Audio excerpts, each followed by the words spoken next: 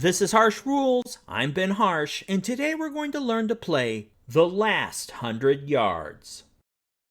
The Last 100 Yards was released in 2019 by GMT Games and designed by Mike Denson. This game supports up to 2 players and takes from 1 to 3 hours to play. Before we begin this episode, I'd like to recognize the Harsh Rules Patreon supporters that help make content like this possible.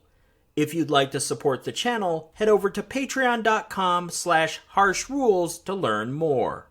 And once again, thank you for your support. Harsh Rules is partnering with Nightingale Games to support War Room, the 2nd edition on Kickstarter. If you missed the main campaign in June, don't worry, there's still an opportunity to order at a discounted price. And if you already own the 1st edition, you don't need to buy the entire game again. Post-launch, enhanced components like the redesigned morale board, the nano expansion, and other game upgrades will be available at the Nightingale Games web store. So don't miss out on War Room 2nd edition, and keep your eyes on this channel for a rules breakdown on the new quick battle system and other enhancements.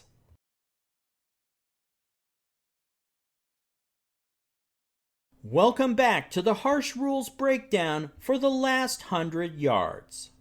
In the previous episode, we reviewed the initiative phase and covered an overview of the activation phase, where we learned how players conduct actions in activation and reaction segments. In this episode, we're going to learn more about the actions needed to play the game's first mission. Therefore, we will only cover rules regarding infantry squads, platoon leaders, and machine gun sections. Vehicle rules will be discussed in a future episode. There are also some non-vehicular rules not used in the first mission that we will cover later as well.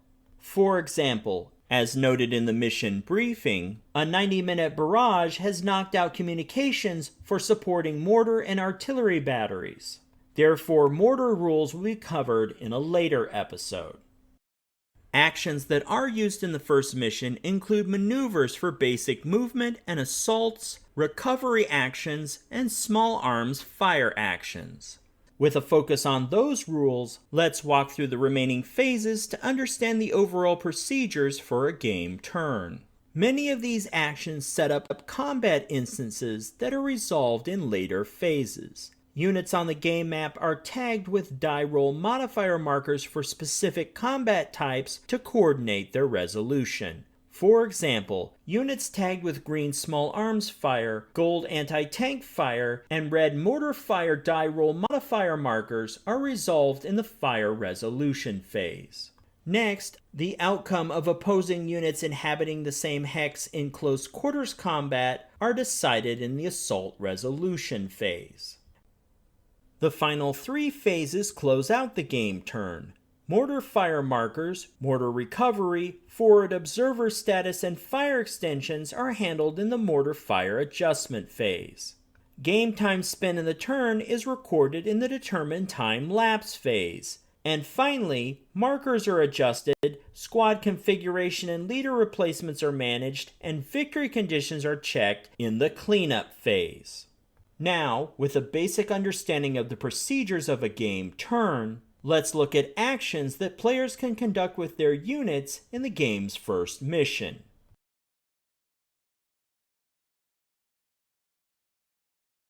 As we saw in the last episode, whenever a unit takes an action, it is tagged with an action marker to track that that unit is spent. Maneuver and recover actions use one type of marker, and fire actions are tracked with a separate marker. Each side's counters are marked with their emblem and a specific color to differentiate them from each other. To begin, let's take a look at maneuver actions. There are several types of maneuvers. In this episode, we will focus on those applicable to non-vehicular units, in other words, infantry-type units. These are maneuvers that you'll want to use in the game's first mission. The most common is generically called a maneuver, which essentially means moving a unit from hex to hex.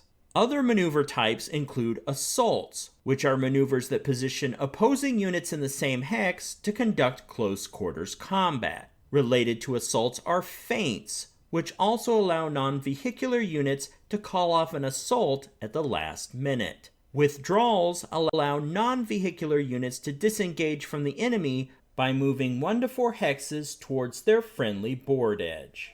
And finally, deploy maneuvers allow a squad to split into 2 sections or 2 section units to recombine again into a squad. First though, let's look at the prime maneuver actions centered around unit movement. Before we get into the mechanics of movement, let's first talk about a hex's stacking limit. A player may stack a maximum of 3 squads, 2 machine gun sections, 2 vehicles, 1 towed gun, 1 fortified position, and 2 non-vehicular, non-combat units, each. Examples of these are platoon leaders and LATW units, or light anti-tank weapon units. All of these can be stacked in a single hex. Now let's talk about some rules and exceptions. Riders/passengers do count towards the stacking limit, and 2 sections of infantry are equivalent to 1 squad for stacking purposes.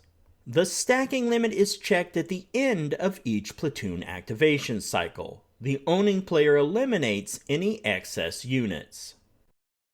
Moving non-vehicular type units on the game maps follows 2 sets of rules. There is a minimum movement rule and a pay-to-enter style of movement. The movement allowance for these types are dependent on whether that unit is conducting a maneuver during an activation or a reaction. For non-vehicular movements, following the minimum movement rule for a unit in activation, it may move up to 2 hexes. If the unit is conducting a maneuver in reaction, it may only move 1 hex. For greater range, a player may wish to use the pay-to-enter style of movement. Following these movement rules, a unit pays movement points to enter a hex. The cost to enter a hex is based on its terrain type. Terrain costs can be found on the terrain effects table of the combat table's fold-out reference card. Now, each type of unit may have its own distinct allowance of movement points. A unit's movement point allowance is determined by whether it is conducting a maneuver action in activation or as a reaction. For activation, non-vehicular units are allowed 3 movement points, armored fighting vehicles 5 movement points, half-tracks 5 movement points, and trucks 6 movement points. However, when in reaction, non-vehicular units are allowed 2 movement points and vehicles 4 movement points. When conducting movement-type maneuvers, though, there are some rules to be aware of. First, a unit may not enter a hex unless it has the necessary movement points. To enter a hex, the player must pay the full movement cost required. Second, a non-vehicular unit must end its maneuver when it enters an enemy-occupied hex. And third, towed guns cannot maneuver unless transported by a carrier unit, which makes sense because they are in fact towed. Now that you understand the basic concepts behind movement-based maneuvers, let's look at some other maneuver types. Next, let's talk about assaults. Assaults allow units to move into an opponent's hex and conduct close quarters combat.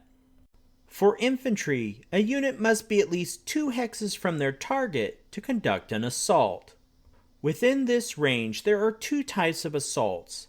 An adjacent assault occurs when a unit is 1 hex from a target, and what I call a charging assault can be conducted from 2 hexes away. To understand the rationale for these 2 types, it's important to visualize the distance to the target. Each hex is approximately 50 yards in length. Therefore, 2 hexes end to end would be the length of an entire American football field. Therefore, an adjacent assaulting force is close enough to quickly close in and engage the enemy, while a charging assault, because of its distance, gives the opponent time to fire at them. From a rules perspective, both assaults follow the same mechanics. The difference is that the charging assault is delayed to allow reaction fire. Let's first look at the adjacent assault to get the general idea. First, the player declares which units will conduct the assault and the targeted hex. Since the assaulting unit is adjacent, the counter is moved into the target hex and tagged with an assault marker bearing the nation's flag. The assault is then ready to be resolved in the assault resolution phase. Now let's look at how a charging assault works. Just like before, the assaulting player declares the assaulting units in the targeted hex.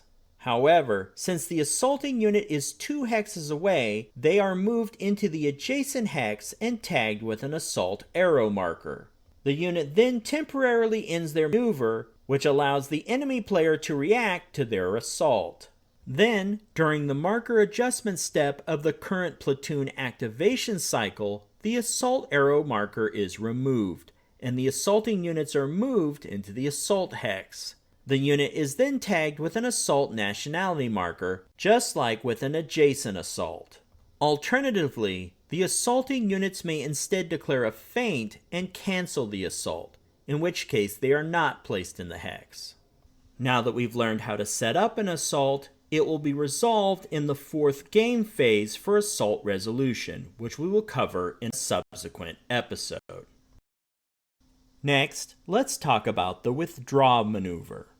Withdrawal is a maneuver action allowing non-vehicular units to conduct an orderly disengagement from the enemy. Units may withdraw as part of a platoon's activation or in reaction.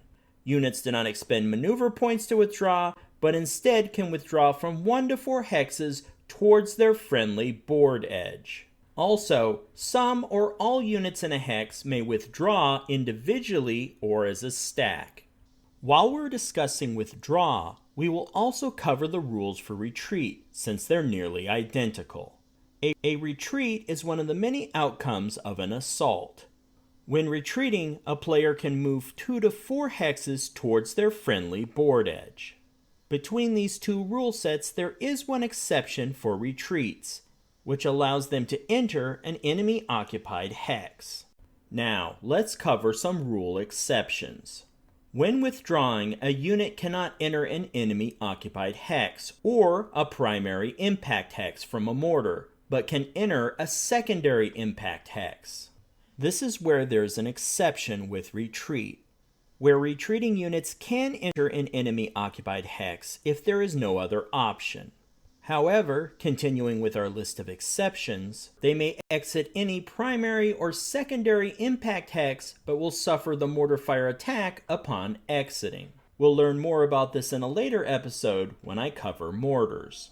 Units cannot withdraw from an assault hex, but may attempt to withdraw when under assault. And finally, a withdraw through 1 or more river, marsh, or urban building hexes are limited to 3 hexes. With those exceptions in mind, let's look at the actual game mechanics for moving units to conduct a withdrawal or a retreat. Conducting a withdrawal or retreat can be tricky based on the position of the friendly board edge relative to a hex's sides. In some missions, hex sides can be parallel to friendly board edges. In other missions, hexes are not parallel to the friendly board edge. In other words, a hex's pointed side is towards the board edge. First, let's look at mission setups where hex sides are parallel to friendly board edges, like in Mission 1. Finding a withdraw or retreat path follows a priority system meant to simulate the safest route. Let's walk through them. The primary rule is that a unit must always move into hexes towards the friendly board edge. Following that primary rule, first the unit must move into a hex not adjacent to an enemy combat unit. Second, if this route is not possible, then the unit can move adjacent to an enemy combat unit.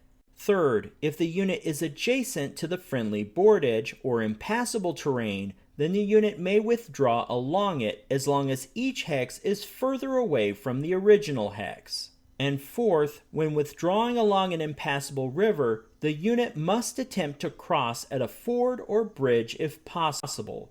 Units that can't meet these criteria are eliminated.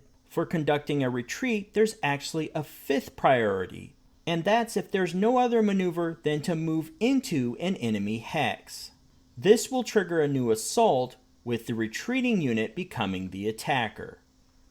Now, I'm showing an example from the playbook to illustrate the paths generated by following this process. In this example, the German unit is attempting a 4-hex withdrawal.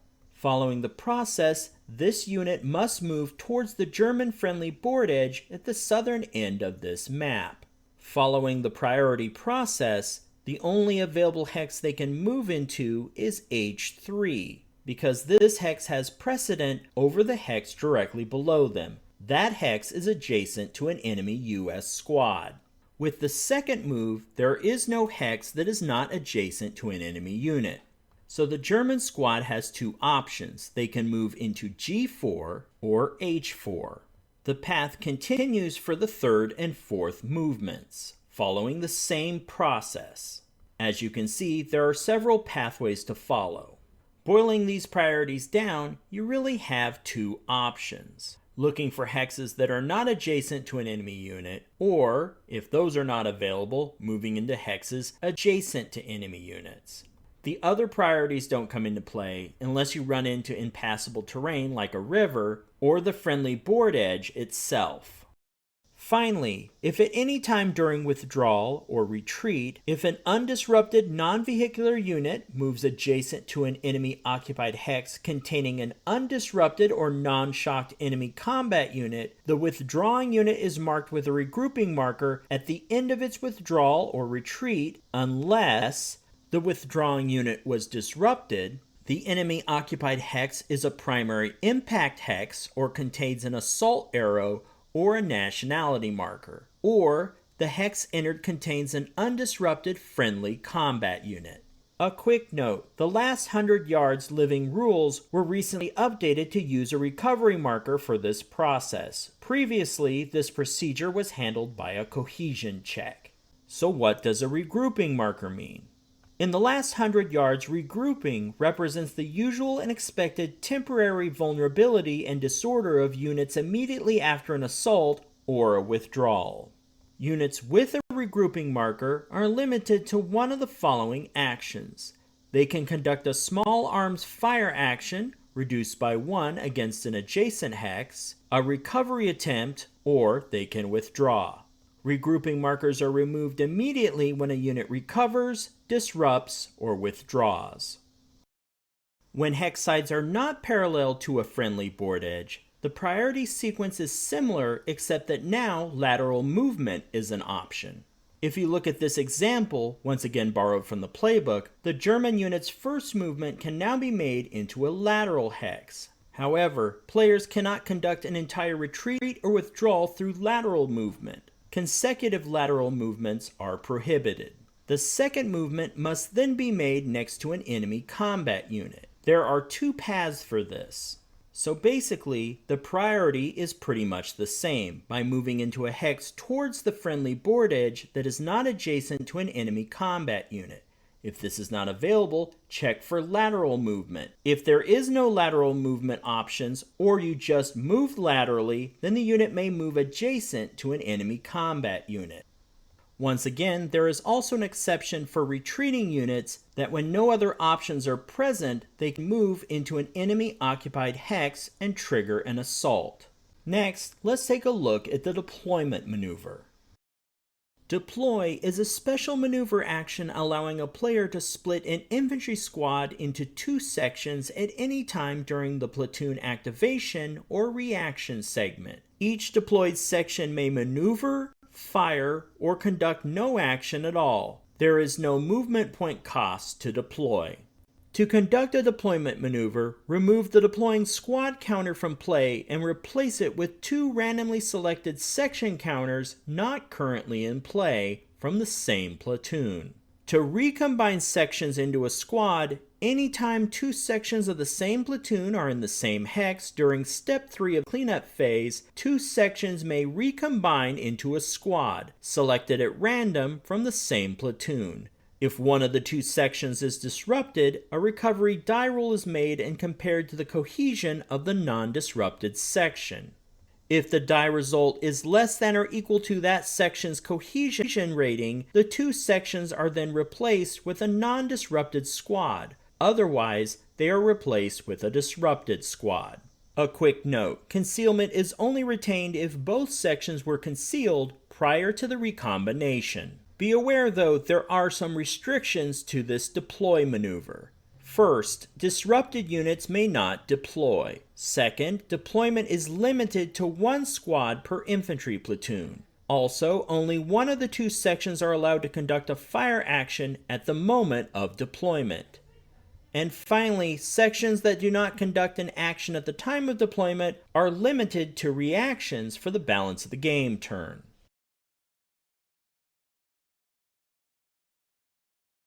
In the last 100 yards, there are three types of fire actions: small arms fire, anti-tank fire, and mortar fire. Small arms fire is used against and only affects non-vehicular units. In other words, flesh and blood targets. Anti-tank fire is used against and only affects vehicles, towed guns, and fortified positions.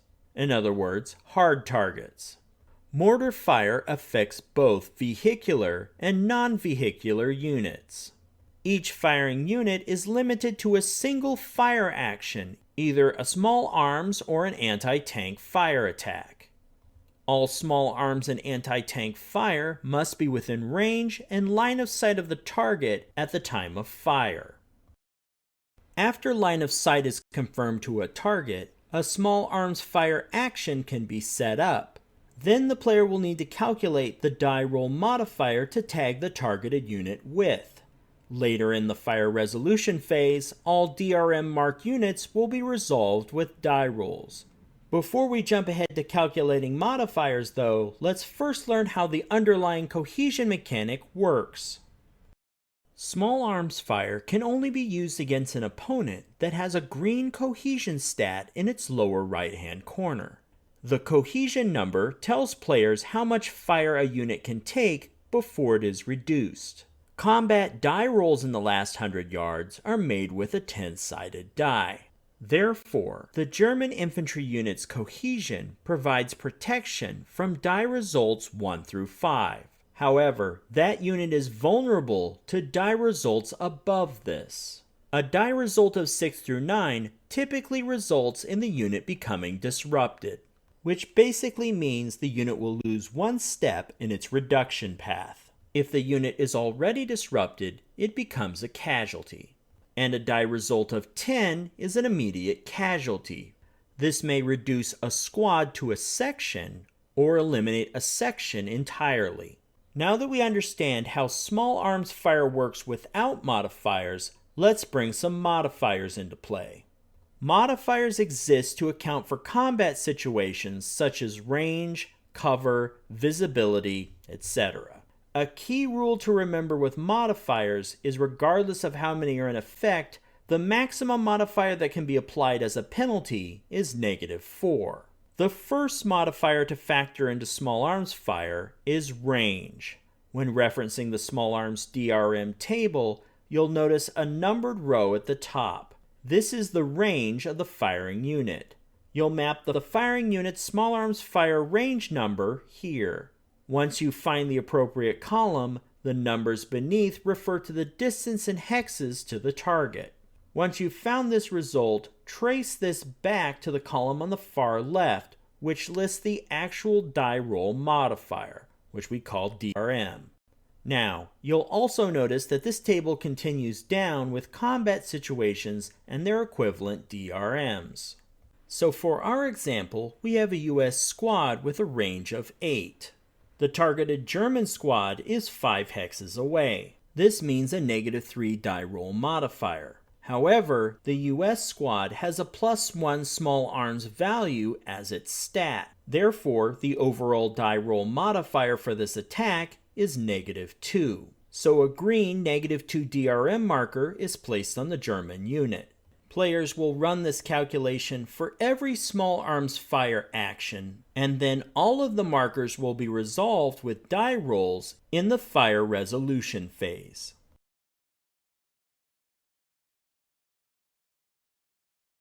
A recovery action allows disrupted, regrouping, and shocked units, which are applicable to armored fighting vehicles, the opportunity to recover in a platoon activation or reaction segment. Some recovery attempts are mandatory. Passengers may not attempt recovery unless their transporting unit is stationary, and no unit can attempt recovery if in a primary impact or assault hex. Recovery actions are resolved with a 10-sided die roll. Die results within an infantry unit's cohesion rating will allow the unit to recover. Die results that exceed the unit's cohesion rating will leave it disrupted. Die results can be modified by a +1 if the unit is suppressed, or a -1 if the recovery is assisted by a platoon leader. There are also 2 unique die result outcomes to be aware of. With a die result of 1 or less, the unit will rally, which not only recovers the unit, bringing it back to its non-disrupted side, but allows the unit to immediately conduct an action. When an unmodified die result of 10 is rolled, then if the unit attempting recovery is within 5 hexes of an enemy unit, they will recover and be marked heroic. Otherwise, the unit remains disrupted or regrouping. In the last 100 yards, heroism characterizes an infantry combat unit temporarily exhibiting extremely brave, but possibly reckless, behavior in the heat of battle. When a unit goes heroic, it automatically recovers, is marked with a heroic marker, and must immediately conduct a maneuver action. Heroic units instantly have a cohesion of 8 and a maneuver allowance of 3 hexes. They are immune to disruption, but suffer a casualty instead, while continuing to maintain their heroic status, unless eliminated. The heroic unit must select as its target hex the closest enemy-occupied hex within 5 hexes, excluding hexes marked with a mortar DRM marker, hexes prohibited entry by mission special rules, or hexes that if entered would result in overstacking. If there is no valid target hex, the unit is not heroic and remains disrupted. A unit is no longer heroic and the marker is removed if, when the target hex is vacant of enemy units, either at the beginning of the heroic unit's action or at the time of entry of the target hex, or when under an assault and the assaulting unit's FEINT, or after the assault resolution die roll but prior to any cohesion checks. And now that we've reviewed the recovery action, this is a good place to break for this episode. In this episode, we learned how to set up combat, and in the next episode, we will resolve those combat instances as we work our way through the fire resolution and the assault resolution game turn phases. So make sure you're subscribed to the channel so you'll know when the next episode in this series becomes available. If you found this video helpful, please give me a like and share with your friends. To be the first notified when the next episode of Harsh Rules becomes available, please hit the bell icon for notifications. And as always, this has been Harsh for Harsh Rules. Thank you so much for watching, and I'll see you on the next video.